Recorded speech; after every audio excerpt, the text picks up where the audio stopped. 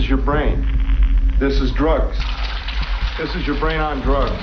The German study suggests that the U.S. government's claim that ecstasy causes devastating, irreversible brain damage was a dramatic exaggeration. And that's part of the reason I want to legalize it, too, because we can figure out, hey, look, this is safe, this is the right dosage.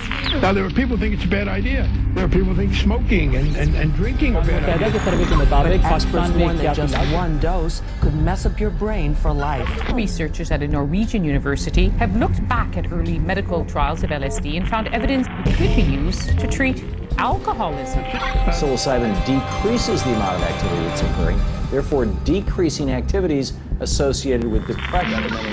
California state law where medical marijuana appears to be helping so many people with cancer. They take ayahuasca as a medicine. They say it's a medicine for the body and the soul. 1,000 deaths related to drug violence. We see the failure of the policy of prohibition in our society. It's the beginning of a very significant scientific investigation of the actions of psychedelics.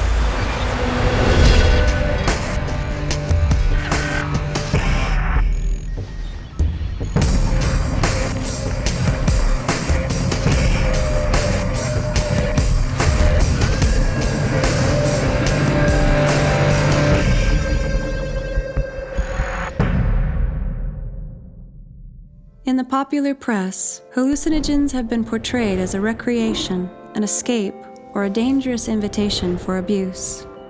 But there is another side to the story. The truth is that more people die each year from using simple pain relievers than from all illegal drugs combined. And of those caused by illegal drugs, the vast majority are caused by street narcotics such as cocaine and heroin. Almost none are due to psychedelics.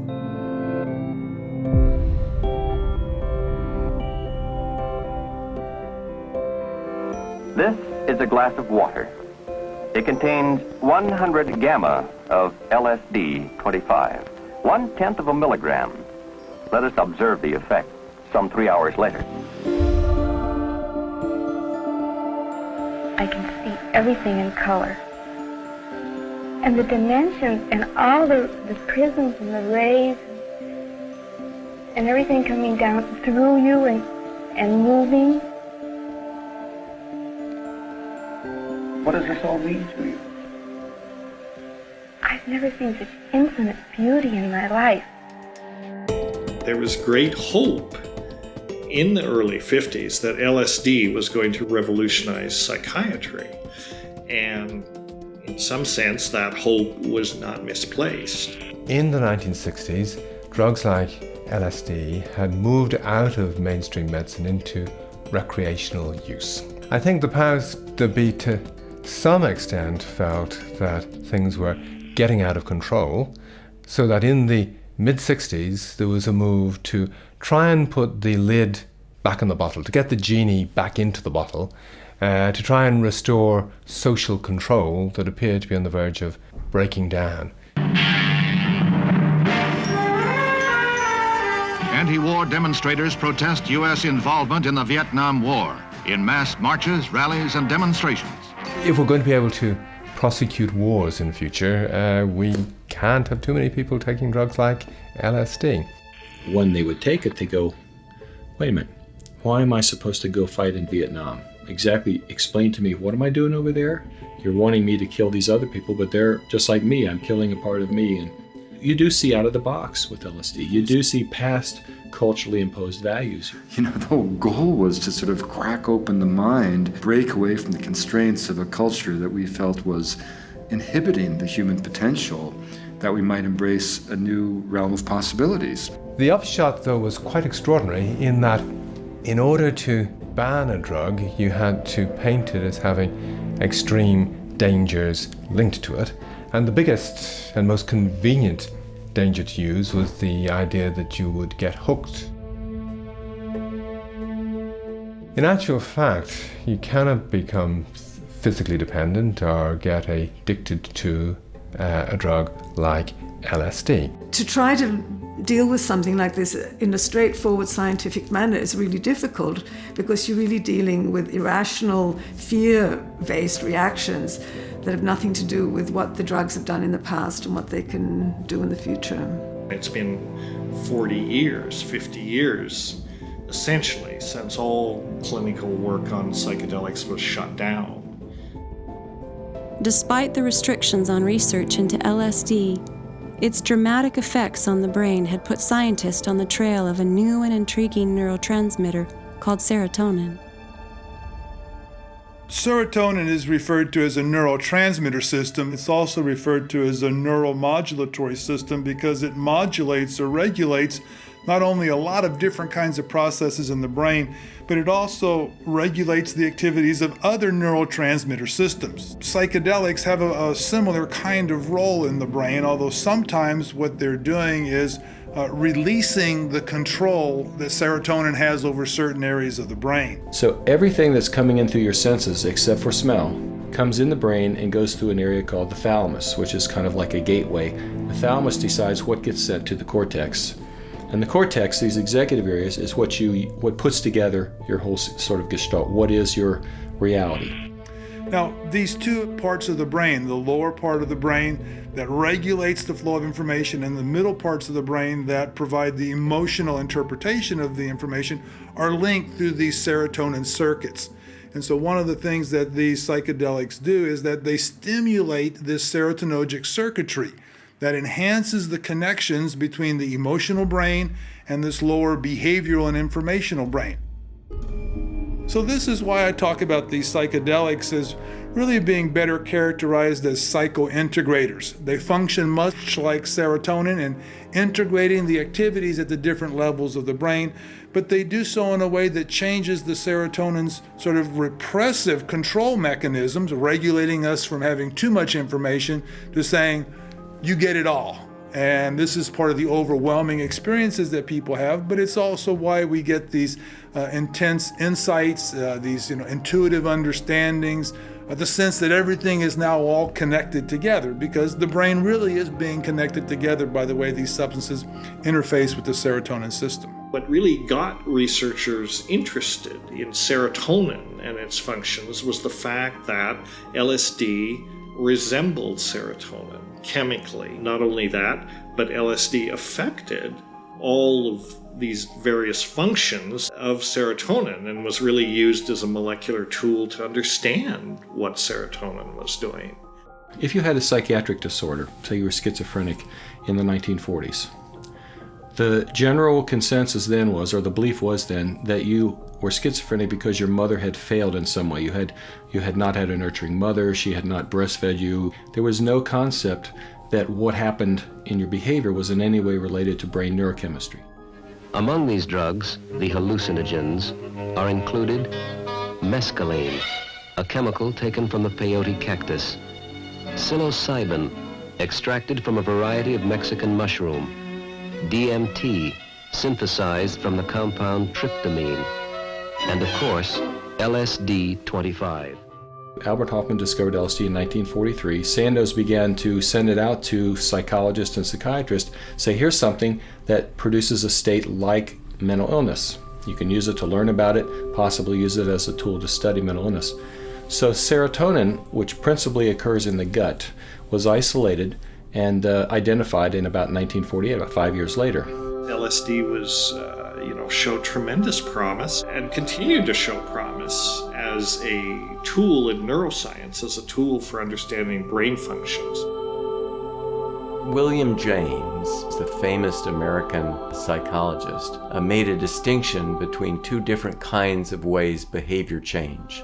And he talked about the educational variety of behavior change, where things occur incrementally. We learn things, and that's how we normally think about behavior change. And then he said, there's a different kind of way human behavior changes, and that's an all or none type of change.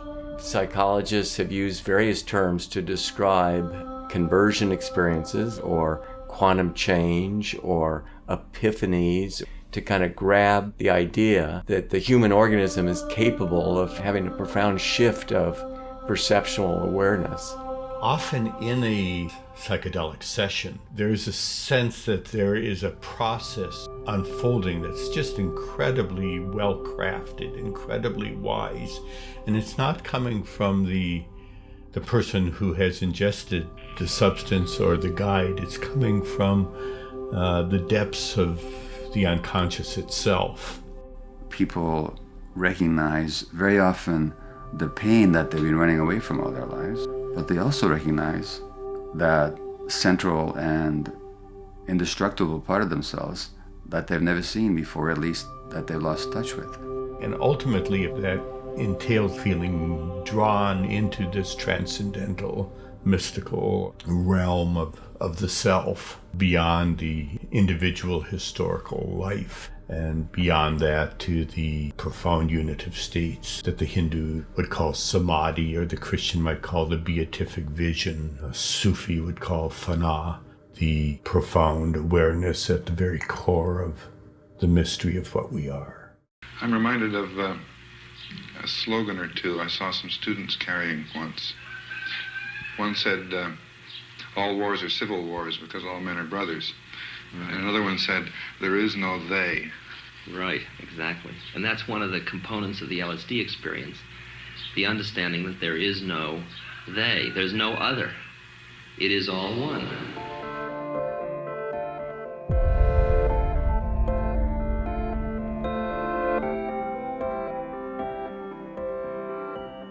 This member of the mushroom family, this fungus, is for the moment known only as X. It was discovered barely weeks ago growing in a remote rainforest.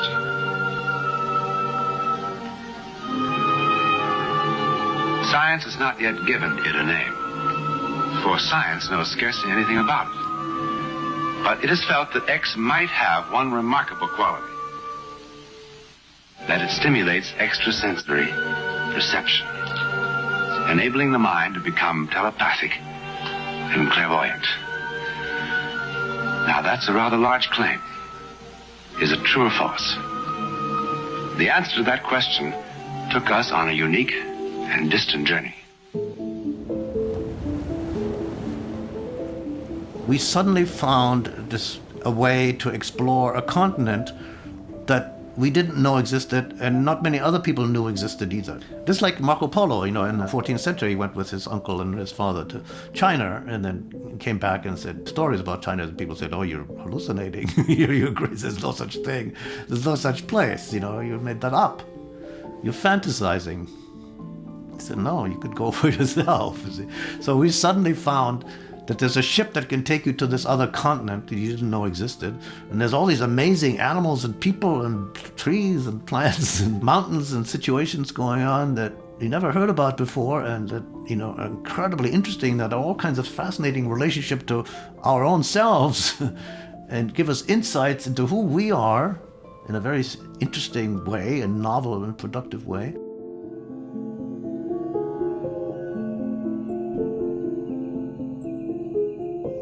So we would take psilocybin and sit around in a group and talk to each other. Now, later on, and nowadays, I wouldn't do that. That's not a good way to do it. You might sit in a group and take psilocybin, but you'd stop talking. You see, in psychedelic therapy, you put the eye shades on and listen to music and pay attention to what's coming through from within. Of course, then you do external talk in order to integrate and understand your experience and bring back translation. That's like you come back from the undiscovered country and then you talk to other people who've also been there and say, well, what did you find and what did you find? And maybe some people are specialists in the plants and others in the animals and others in the people and the culture and the geography and so forth, like that. And so it's like an expedition. In the 60s, some people used mushrooms for the hallucinogenic effects. Well, now those same so-called magic mushrooms are being used to ease the pain and anxiety of cancer patients. I thought that the people that would come to us would be biased. They would have been children of the 60s, they would have done hallucinogens a lot in their youth, and they would have been like groovy hippies or ex-hippies that came to us. That has not been the case of the people we've treated so far. Just sort of brave individuals who have enormous amount of distress associated with having cancer, who weren't biased in any way by these drugs. They just were looking to get out of the suffering they were in. When the individual is told that he or she has a limited life expectancy, it is very common to have a great deal of anxiety about the anticipated pain that might occur, and anxiety about the unknown. What does the passage to death signify? There's also often a great deal of apprehension about what will happen to significant others that will be left behind. I was very skeptical at first. I was very worried about taking people who were dying of cancer and who were already anxious and about making them more anxious. I spent a lot of time looking into the safety literature and speaking to the groups at Johns Hopkins and UCLA, and actually hearing some testimonies of former patients and even speaking to some former patients. And I became more and more reassured that this was safe and that if you screen patients properly, that this was potentially very beneficial. We saw a considerable indication that there was both a short-term and a sustained over time alleviation of anxiety. And here we're talking specifically about the anxiety, the existential anxiety associated with their limited life expectancy. A new report in the Proceedings of the National Academy of Sciences suggests that the key ingredient in magic mushrooms, psilocybin, may be the perfect aid for certain mental disorders. Early research has shown that psilocybin is helpful for terminally ill cancer patients dealing with anxiety and possibly people with severe forms of depression. The Good Friday experiment was an attempt to take the tools of science to look at this question: can psychedelics, in this case psilocybin, catalyze a religious mystical experience? Because these people were divinity students at the time, most of them were ministers after all these years. And many of them reported that they had had non-drug mystical experiences in their life after the Good Friday experiment. And that gave them a point of reference to compare to their drug experience. And these people compared it in a way that it was, again, either identical or very similar to, but they determined in their view that their psilocybin experience was genuinely mystical. The experience that day demonstrated to me the reality of God's presence in all the world and in all experience. If our eyes are opened and we are able to perceive and take that in. And by eyes, I mean our spiritual inner awarenesses. I would say, yeah, it did change my life. When they started talking about what the implications of that experience had been for their life, that's when I started understanding what to me felt like one of the keys to the 1960s, to the Cultural Revolution of the 60s. They felt that they were motivated to be part of the civil rights movement, the anti-war movement, the women's rights movement, the environmental movement. The hippies in the 60s, I mean, we had a racial bias a lot of places, but the hippies were black and white and yellow and every other color because those barriers came down in people who took psychedelics. Those cultural barriers were gone and they could see through that. It was a transparency, and they said, well, he's just like me. She's just like me. We're all part of this thing. And if they had mystical experiences, it was even more profound because they realized everything is all part. Everything is all one. When you have this unitive mystical experience, because it's unitive, you identify with people that you might normally not. So that there's a deeper part of ourselves, deeper than our country, deeper than our nationality, deeper than our religion, deeper than our gender, deeper than our skin color, deeper than our sexual orientation, that there's this core element that binds us together. A hallmark feature to the mystical experience is one in which there's just a sense of the interconnectedness of all people and things, a sense that all is one. And that experience is accompanied by this noetic sense that the experience at its core is more real and more true than everyday waking consciousness. Lucid dreaming is you're dreaming, but you're conscious that you are dreaming. So suddenly you're having a dream and you go, I'm having a dream. And you're aware that you're having a dream within the dream. Psychedelics have been suggested to produce an effect like that. And if you look at the electrical state of the brain in a waking normal person, and you see a lot of activity in the frontal cortex because that's where all the information is coming in to be processed.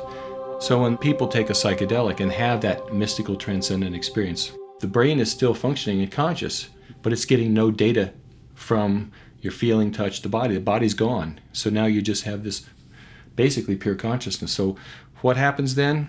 Yeah, I don't know. I think it's incredibly interesting. We still don't know. And these drugs are the tools that will enable us to figure it out. We've asked the question, where does it work in the brain to produce its effects? And how do the changes it produces in the brain lead to these remarkable experiences, both of alterations in sensation, but also alterations in feeling and emotion and the sense of being more at one with the universe. And what we found was completely surprising and exactly the opposite of what we predicted, because we found that psilocybin turned off blood flow in key parts of the brain, such as the prefrontal cortex, such as the posterior cortex, and the thalamus. And when you look at those parts of the brain, you realize that they actually are the parts of the brain which control and integrate the way in which the brain processes information. They're the kind of gatekeeper regions, the nodes which regulate what you do and how you feel. And by switching those off, we kind of liberate the rest of the brain so that it can do other things. And that's why you get the expansion of consciousness. The core of what we found in our studies in healthy volunteers at Johns Hopkins is that there is this quantum change, if you will, in terms of perception of life and self and attitudes and moods and behavior. Most people are still endorsing that this experience is among the most personally meaningful and spiritually significant experiences of their entire lives. So we can now actually study the mystical experience, or transcendent experience is maybe a better term for it, transpersonal experience, with pharmacological tools, using scientific tools. I think that's a huge accomplishment and a huge sort of break from the way it's always been. We're just relearning how to let it be okay to call these things real, to call these practices real again. Seeing that these kinds of experiences can be occasioned and that they're producing reports of long-lasting attributions of personal meaning and spiritual significance really got my attention. I was diagnosed to have terminal cancer a few months ago, and naturally there's a lot of fear and anger and pain, emotional pain that surrounds something like that. It has allowed me to open up and have communication with my family that I have never been able to have before. This morning, the Drug Enforcement Administration is announcing its intention to place the drug known as MDMA, or by the street name ecstasy, under emergency controls in Schedule 1. There were trials where a DEA administrative law judge heard hours and hours of testimony and made the decision that Schedule 3 made the most sense. It would be a prescription medicine and there would be a lot of restrictions on it, but it would be much, much easier to do clinical research with it. But the DEA did not take its own administrative law judge's recommendation, and they went ahead and put MDMA in Schedule 1. And, what's interesting is MDMA has been in Schedule 1 for 25 years now, and it's, just as easy to get as it's ever been, if not more. I mean, it's become a very popular drug of abuse. Millions of people around the world are taking this drug recreationally. I mean, one thing that you see is that when you're taking sort of a known quantity of a known substance in a medical setting or a therapeutic setting, it's very safe. Because this drug is illegal, when somebody buys ecstasy, they may be getting MDMA or they could be getting any number of chemicals that are not bad for you or horribly bad for you. Because of prohibition, the issue of drug substitution and counterfeit pills and things like that is very much an issue. That's one of the problems with the way drugs are approached in this society. Kids don't learn about using these things in a safe and wise way. When MDMA first came into public awareness, the government officials were calling it another hallucinogenic amphetamine. And I knew a lot about what the structures of hallucinogenic amphetamines look like. And I thought, that doesn't make sense that that's a hallucinogen. My laboratory actually published the first biochemical work on MDMA in 1982, before anyone even called it ecstasy or knew what it was. We showed that it released serotonin. Amphetamines themselves, amphetamine or methamphetamine, release principally a dopamine, a transmitter called dopamine, and also norepinephrine, but also release a certain amount of serotonin. MDMA has mostly its effect on serotonin. It releases serotonin, but also releases norepinephrine and also releases dopamine. So in some respects, it's working like methamphetamine, but the profile is somewhat reversed. MDMA is not a hallucinogen. It really is unique in psychiatry. There's no other drug like it. Because it is this massive serotonin agonist, it basically floods the synapse or floods the brain with serotonin. It's almost like an immediate acting antidepressant or an immediate acting anti-anxiety medicine. They're called anxiolytics. Something that decreases anxiety is an anxiolytic. And in psychiatry, all the anxiolytics are sedating. So there is no immediate acting, non-sedating anxiolytic in psychiatry, but MDMA is an immediate acting, non-sedating anxiolytic. 30, 45 minutes after somebody takes MDMA, most people become very relaxed and happy and content. They're also awake, alert, completely conscious, cognizant of everything that's going on. They have enhanced memory for the experience, and there's also enhanced memory for early repressed traumas. So it's particularly well suited to psychotherapy, to being a catalyst for psychotherapy. We see it right now for post-traumatic stress disorder, for veterans coming back from Afghanistan and Iraq. There's a great need for treatments that the current medications, the current psychotherapies, only work partially and only work in certain subjects. So the need is growing for the psychedelic medicines. One of the problems with treating PTSD is that people either have too much anxiety or too much emotional numbing in order to be able to revisit the trauma in a therapeutic way. And what MDMA seems to do is to allow people to face their fears without being overwhelmed, but yet have an emotional connection. We just recently completed what's called a phase 2 clinical trial of MDMA-assisted therapy, psychotherapy for treatment-resistant post-traumatic stress disorder. We would encourage them to spend a good bit of the time focusing inward without talking. And we had headphones with a program of music and eye shades. We had an agreement with everyone that if nothing about their trauma came up, then we could bring it up, but we never had to do that. It always came up spontaneously, but not necessarily right away. We encourage people to be open to the idea that kind of their own inner healing intelligence would bring whatever experience needed to come. It seems that MDMA helps people stay in that what's called an optimal arousal zone. So one other unique thing about MDMA is that it induces, in most people, sort of a heart opening and a sense of connectedness and empathy with other people. That may be because it enhances oxytocin release in the brain, a hormone that is involved with bonding. So I suppose in a world where more people were undergoing MDMA-assisted psychotherapy, you would have more people who were happy and relaxed and more trusting of other people and more caring and more empathic. My take on it in general is that it somehow allows access to an experience that is a kind of fundamental, inherent capacity that people have. People seem to have more empathy for others and for themselves. It seems as if it removes the obstacles to accessing that sense of empathy. In the old time, you could go for 10 years for meditation, and then once, if you were lucky on the way, you would realize, that's what Jesus or Buddha meant. Now you can do it in 6 hours in ecstasy. It will not keep, but you get the insight. And if then you are serious, you can start to work with that insight. But first, the door has to open. It would not be the best use of it if people get the idea that the only way you can feel better is to take the drug again. I think that gets into a pattern that's not useful. Psychedelic is a beautiful help to open the door as long as you are ready to accept. It is not the solution. It's an interesting compound and we need to know more about it. We need to understand the risks and benefits. And the only way you're really going to understand it is to do clinical research.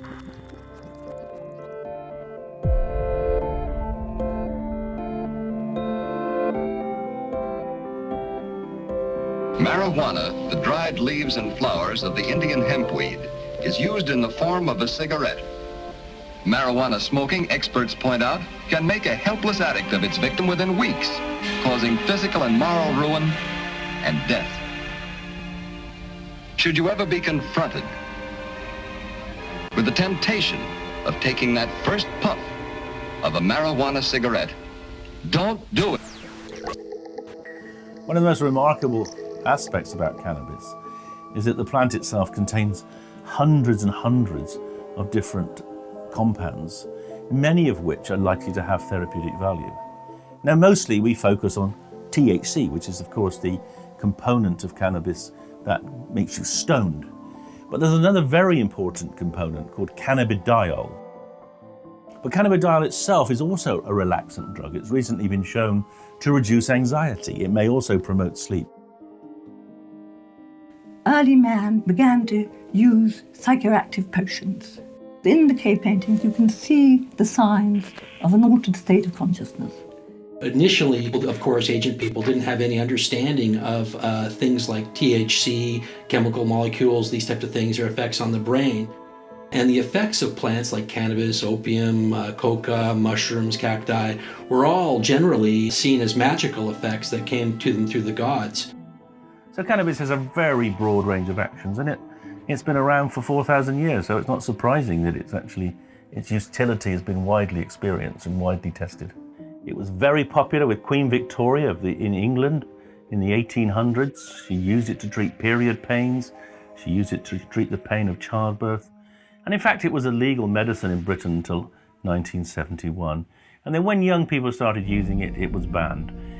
I certainly think we have made mistakes in penalizing people for medicinal use. We saw some cases that were absolutely ludicrous. People who were raising it for those purposes, who've been directed to use it. So I think we should open up this whole can of worms. And I would hope that the Justice Department could work with this committee and work with members of Congress and other advocates as to how better to assess the use of marijuana. Can they come up with even one positive thing as a result of prohibition of marijuana? And if they start saying, oh, it's to keep the drugs away from our children, they're wrong. It's easier for our young people to get marijuana than alcohol. If they're going to say, well, we're going to reduce violence, we're going to perpetuate the rule of law, they're wrong. It's doing the absolute opposite.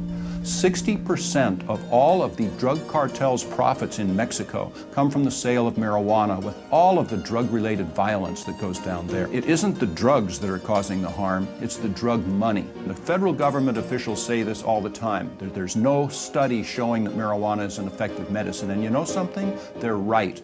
However, it's beyond hypocrisy for them because it's the federal government that controls the marijuana, and numbers of reputable groups, the Centers for Disease Control, the University of California, and others have requested to conduct the studies, and they've been deprived of that authorization. So there's no research because the government hasn't allowed the research? The government affirmatively does not allow this research to take place, and then they sanctimoniously say, well, there's no research that shows it. It's beyond hypocrisy. I view it as chutzpah. Cannabis is less harmful to the health than alcohol or tobacco. And therefore, it is completely out of order that it should be in this high prohibited category. Tobacco, to the best of my knowledge, is the only substance that we sell in the United States that when used as directed causes death. Right, absolutely. Shouldn't we be incorporating tobacco into our drug policies? No, certainly. And that argues more and more for it being a public health issue rather than a criminal issue. I think the ultimate threat of these substances when it comes to modern society is their ability to break consensus trance and throw people into looking at things in a novel new way. Society went through a massive upheaval. There was a sexual revolution. People started protesting wars. And the government themselves directly saw a relation between this and drug use, particularly cannabis use.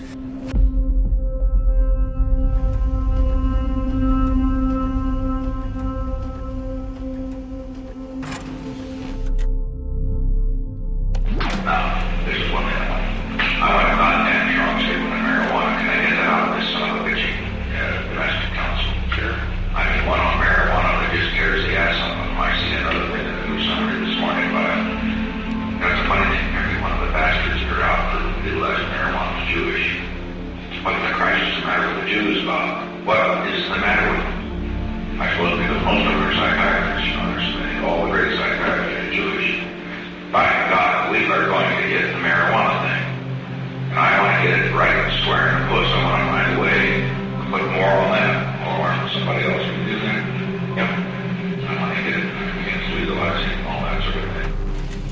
We must wage what I have called total war against public enemy number one in the United States, the problem of dangerous drugs. Drugs are menacing our society. They're threatening our values and undercutting our institutions. Ronald Reagan, for instance, and his son Ronald Reagan Jr. in an interview when questioned about his mother Nancy's Just Say No campaign and his father's support for the war on drugs, said in relation to marijuana, it's not marijuana, the mildly mind-altering substance. It's marijuana, the antithesis of the state. At the time, I had no reason to believe that there was anything sinister going on. This estate looks like a nice place to raise a family, but this seemingly safe suburb was hiding a dangerous secret. Police finding 5 cannabis grow houses on 2 neighbouring streets. I'm a bit scared. Chelsea and her family live in the area, but are now moving out solely because of the drug raid. I've got rental agreements. I'm going to find another place to live. Yeah, cannabis has had a rough time over the last century or so. And one of the real problems I think we have now is that medicinal cannabis is only available in some countries, still not available in the United Kingdom, and that's a serious loss and it's a detriment to many of our patients. We've done research on the different constituents in cannabis. THC, which gets you high, CBD, which is an amazing compound which is antipsychotic, anti-anxiolytic, anti-diabetic. It's a very good compound. It's been grown out of the crop because the crop has been modified and grown so that it has as high THC as possible. It's a tragedy that our youth can only get that type of cannabis, more or less. There's a lot to be learned about that, and I think it can be a real problem for kids using it in a way that doesn't have that kind of set and setting. There's a lot of learned knowledge which can more easily be passed on in a regulated system. On one hand, we decry the scourge of drug abuse. On the other hand, we say that, you should take drugs instead of dealing with a behavioral problem, instead of implementing novel things such as parenting. Kids are a behavioral problem, so they can be medicated so that they're no longer a problem. As a result, we have a whole generation that is grown up to rely on drugs. And so then they find out that the drugs that are prohibited actually work much better than the pharmaceutical drugs. They're often more effective. And so they can see no reason not to use those substances. While autism is not a qualifying medical condition like cancer or severe pain, in Alex's case, the seizures are. His parents give him a liquid form of the drug, and after a few months of treatment, the Eccles say they saw a dramatic improvement. He went from hitting himself, blooding his face. Within an hour, hour and a half, he would be playing with toys, using his hands, something that at that time was almost unheard of. They're not advocating the use of medical marijuana for all autistic children, but they say walk a mile in their shoes, and the treatment might not seem so extreme. Seniors are the fastest growing group taking up pot. A warning, this report does contain drug references. I don't believe in drugs, but then I've also never been someone who suffered from pain. Marijuana kept me alive. I've talked to so many people, elders, who said, I never thought I would do anything illegal in my entire life. I'm a little old lady who's followed every rule I've ever heard of. But when my husband was suffering from chemotherapy, I found myself hunting for marijuana.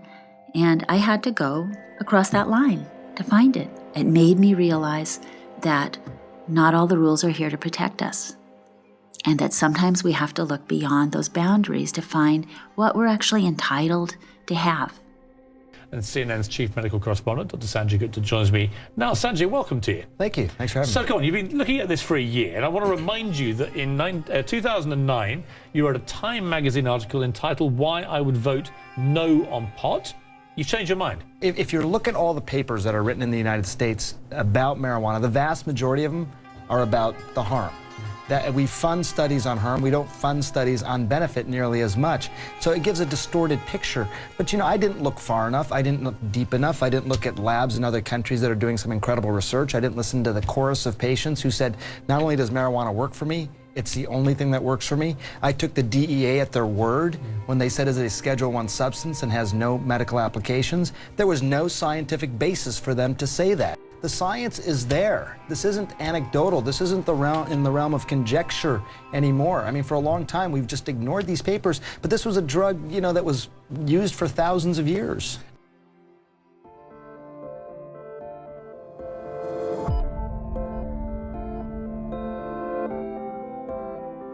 Ayahuasca and yahe are Indian words for Banisteria coffee. The literal meaning of ayahuasca is vine of the soul. This powerful hallucinogen has been credited with the ability to transport human beings to realms of consciousness where telepathy and clairvoyance are commonplace. The ayahuasca ritual is about to begin. What I was into was looking at how Amazonian Indians think about their resources and use them to be able to argue against the World Bank and other international development agencies that were enacting these big deforestation projects that would take land away from people. This was about human rights and ecological destruction and trying to make the world a better place. Gracias a la tierra que nos permitió sentar y que este mensaje llegue hasta los confines de la tierra. So I had a vested interest in showing that these people were rational, but the problem was, when asked, they said that their knowledge about the plants came from the hallucinations of their shamans.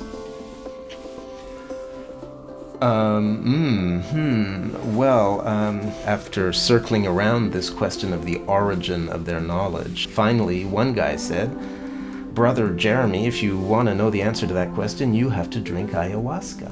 He said it's a television of the forest and you can see images and learn things. So, I decided to check it out. Pasteur tried it and all the great scientists, they try it on themselves. That's one of the beautiful things about science.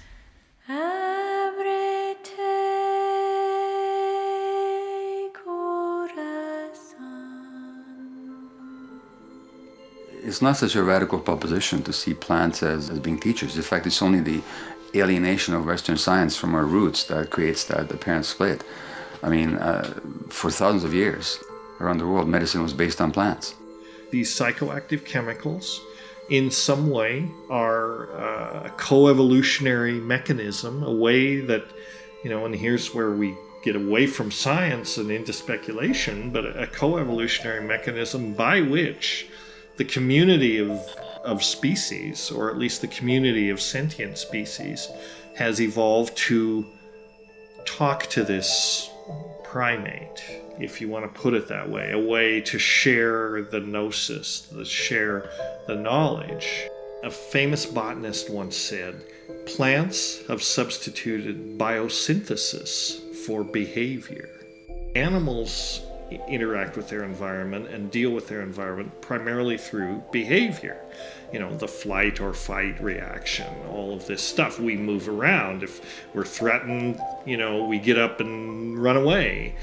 Plants can't do that. They're stuck in one place. So they mediate their relationships with the environment through chemistry. That's why they're such great chemists. And if you are an animist, a person who sees the spirit of plants at work with agency, meaning the ability to choose to interact with another species, suddenly the whole relationship becomes much more complicated, because now they can be used as an agent essentially to form a symbiosis with this hypertrophied brained primate. And so suddenly the whole evolutionary relationship, the co-evolutionary equation, has changed. The plant has an incentive to form a relationship with human beings. I think it's very significant that we talk about the shaman's experiences as an out-of-body experience. That the experiential self, what we may call the soul or the spirit or just our cognitive point of reference, becomes detached from the body. And so now we have the capability to look at the world in a way that is more than just the body-based limitations that we originally evolved to use to understand the physical world. There is a sense in which, in your mind, you rise above yourself or outside of yourself, and you see films about yourself. Once you drink, you see, and once you see, then you can't unsee. Just like they say, you can take this stuff and it shows you these spectacular images that teach you things. There's a wisdom in the psyche that becomes more and more apparent of just what a particular person most needs to experience in order to mature psychologically and spiritually. It is often like, that is just what I needed to know, perhaps not what I wanted to know, but just what I needed to know at that moment. Nuestra identidad como nativos es que somos hijos de plantas sagradas que venimos trabajando en favor de la humanidad, de que todos somos uno.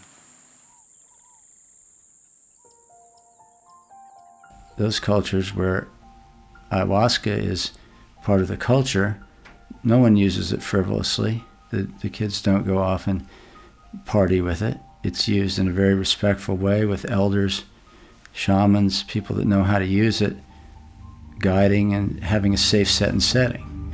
The mindset of the subject and the therapist and the setting in which it occurs makes a huge difference. So I think that's very, very hopeful, because you're seeing a sort of a migration together again of shamanism, which has always essentially been a form of psychotherapy in which the use of these substances is an integral part, and now that's coming together with clinical psychiatry and clinical neuroscience. So I think that's very encouraging, because it forces us to acknowledge that mind and spirit and soul are all part of this equation.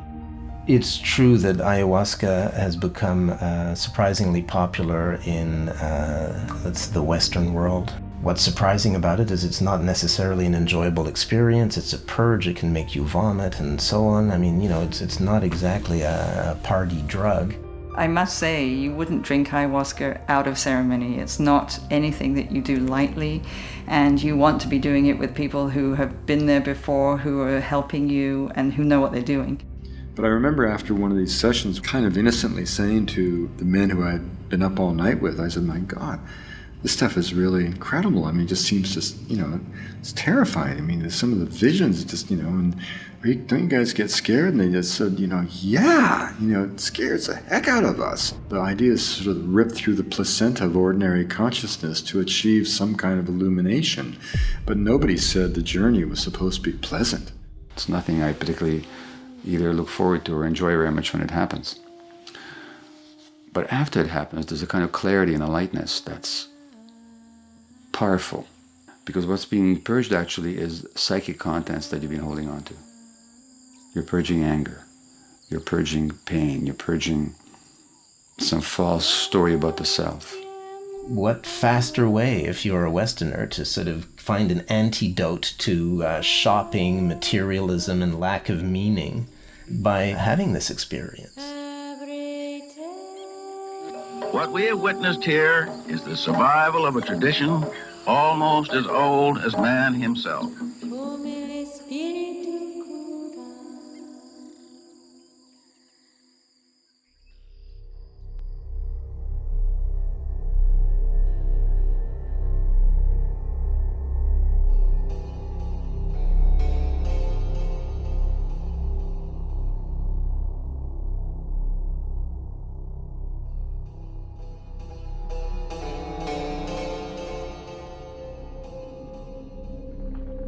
What we had done, Lieutenant, was to establish definitely, for the first time, through careful experiments, that man at present is using only a fraction of his brain capacity, especially in the field of awareness, and that certain drugs are powerful devices for expanding this awareness toward its real possibilities. Brother and sister, together we'll make it through.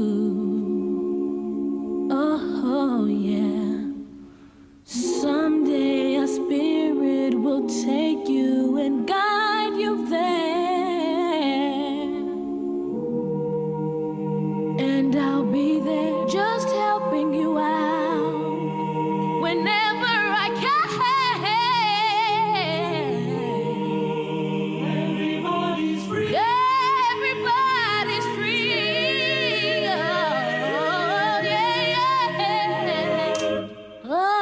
to feel good. The successfully marketed serotonin antidepressants which came into consumer use in the 1980s were sold as mechanical fix-its.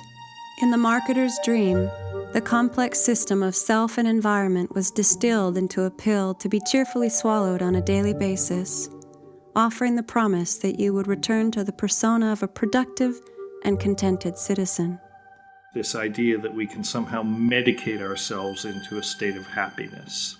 This encourages drug dependence, and it encourages people to not really examine the foundations of the problem that make them feel bad in the first place, because you can simply mask the symptoms. It's not like any individual is wrong to do that. It's the picture that's wrong. The individuals are suffering, clearly. We have to have compassion for people looking for solutions to their personal problems in whatever way they can. But it doesn't seem that medicines that dampen your desires and dampen your identity and dampen your caring about this world are good medicines for the individual or for the planet.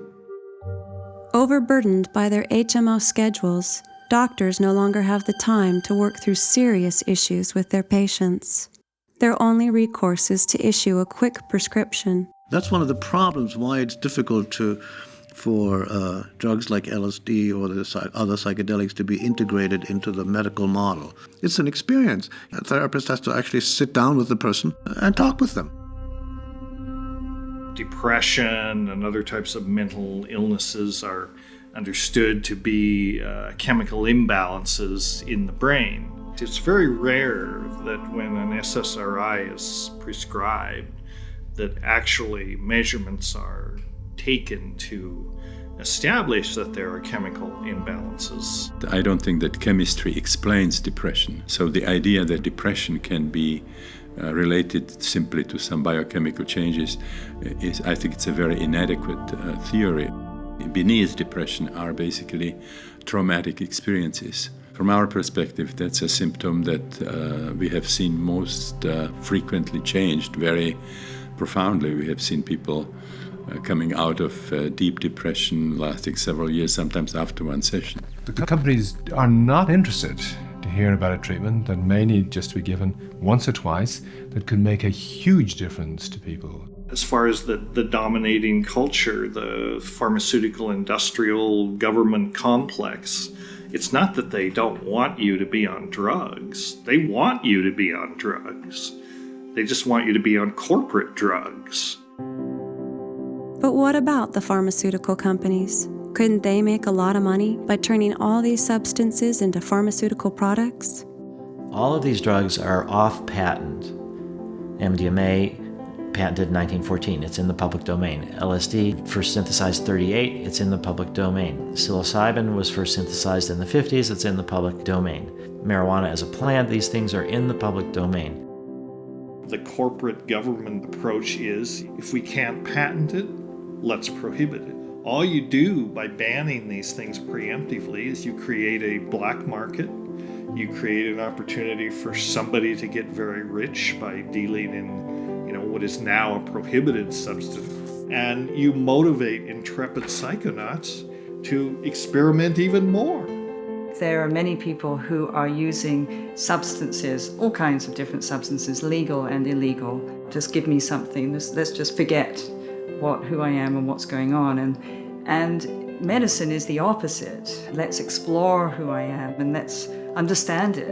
Psychedelics open up the door to our inner psyche, so we have human experiences under the influence of a psychedelic rather than a psychedelic experience that's somehow or other intrinsic to the drug. A flood of findings with drug addicts and convicted felons showed that these substances could recondition behavior, enabling them to make dramatic changes in their lives. After participating in one of these experiments himself, Alcoholics Anonymous founder Bill Wilson became convinced that LSD could cure chronic alcoholism. In a series of studies conducted between 1954 and 1960, Dr. Humphrey Osmond proved him right, treating 2,000 alcoholics with LSD under carefully controlled conditions and achieving a success rate that had never been duplicated by any other means. We've turned the corner on drug addiction in the United States. drug addiction in the United States is under control. First of all, the word addiction itself comes from the Latin word addictus. And addictus was somebody who owed somebody money, couldn't pay it back, and had to become a slave to them. So addiction always implies slavery. That, of course, includes drugs, but it also includes shopping, sexaholism, addiction to power, addiction to wealth, addiction to violence, addiction to work. Anything that we try and use to fill the internal void can become addictive. On top of that, of course, we live in a society that values externals. Everybody gets the message that they're not adequate, because those perceptions of not being adequate is what drive a lot of consumerism. So this society automatically and unconsciously generates insecurity in almost everybody, which of course is an alienation from the self, which of course is a source of internal distress and pain, which again leads to addictive behaviors. The serotonergic hallucinogens in particular, they're classified as drugs of addiction, but they don't induce addictive syndromes in any way that we can measure them, either in animal models or in human models. And in fact, in a way, they're misclassified as having high addictive potential. And the reality is, when used under the right kind of constructs, they can actually be used to treat addictive spectrum disorders. These drugs are illegal, and one remembers Professor David Nutt. I mean, it got so many headlines at the time. He was sacked by the former Home Secretary for his advice, saying that ecstasy and LSD were less harmful than alcohol. Should perhaps people view this in the context that there is someone perhaps who just generally wants less regulation of some of these drugs? Well, this is a very specific application of the drugs. It's a medical application, and these are preliminary results. And so we're interested in the potential of the drug. So really, it doesn't directly implicate the policy issues. We're more interested in being able to research these drugs for their potential benefits.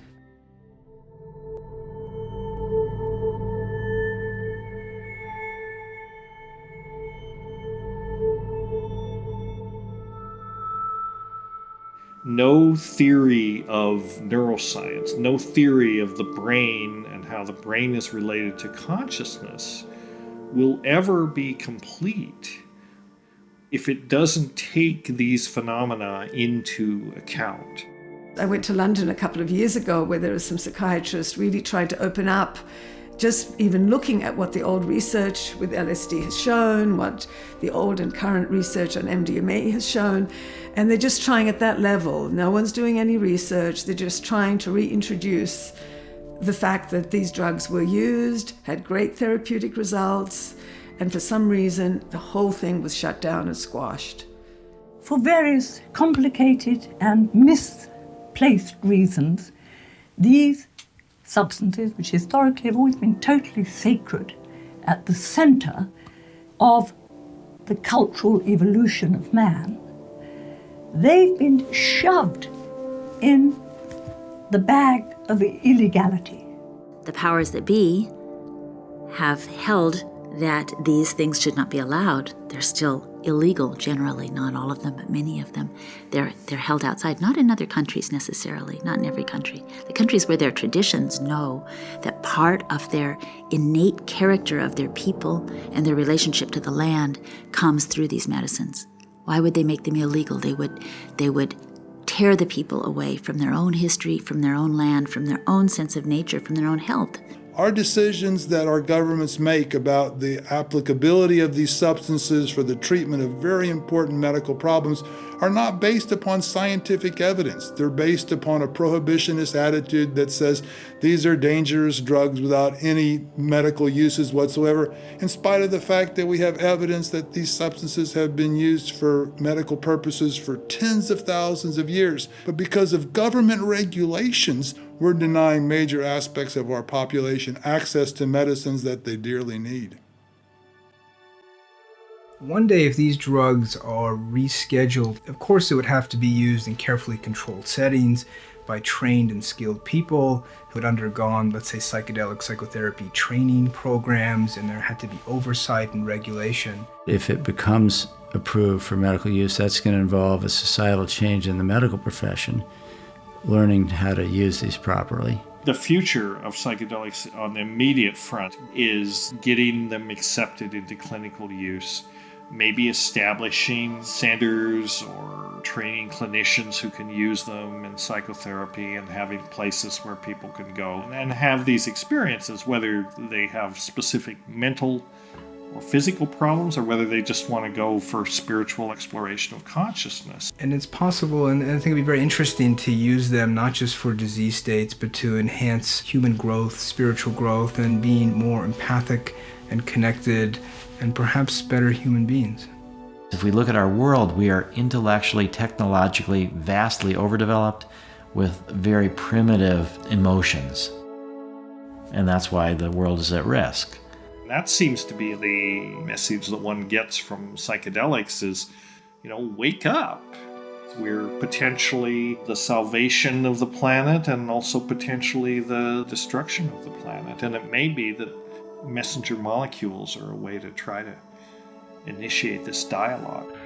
Well, I think the people who would benefit most of all are professors. And this, I think it would be extremely good for almost anybody with fixed ideas and with a great certainty about what's what, and to realize that the world he has constructed is by no means the only world, that there are these extraordinary other types of universe which we may inhabit and which we should be very grateful for inhabiting, I think. Psychedelics, they help people become aware of the multidimensional nature of the universe and of themselves. We're talking about transformation at every level: physical, emotional, mental, spiritual.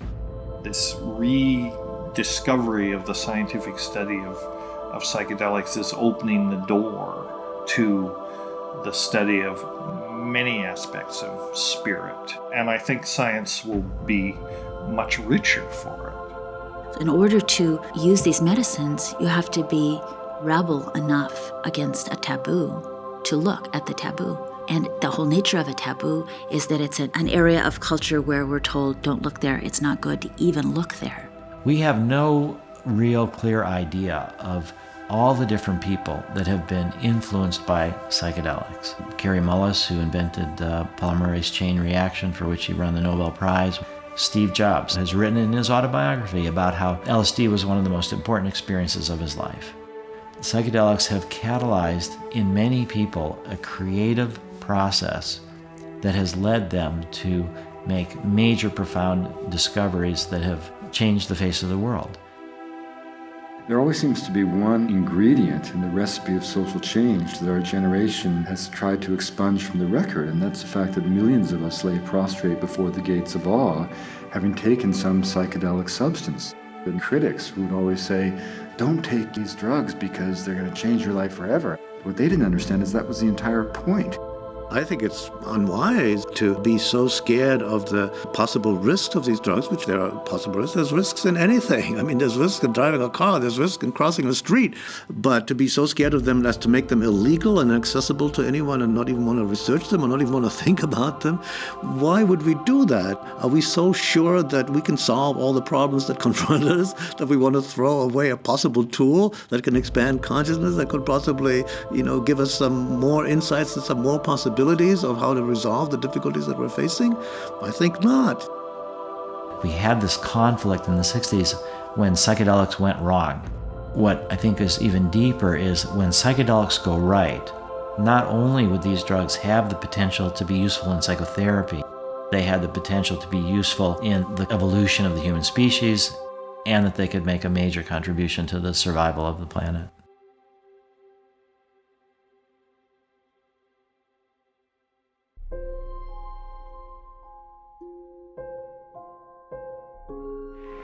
Eternity in an hour.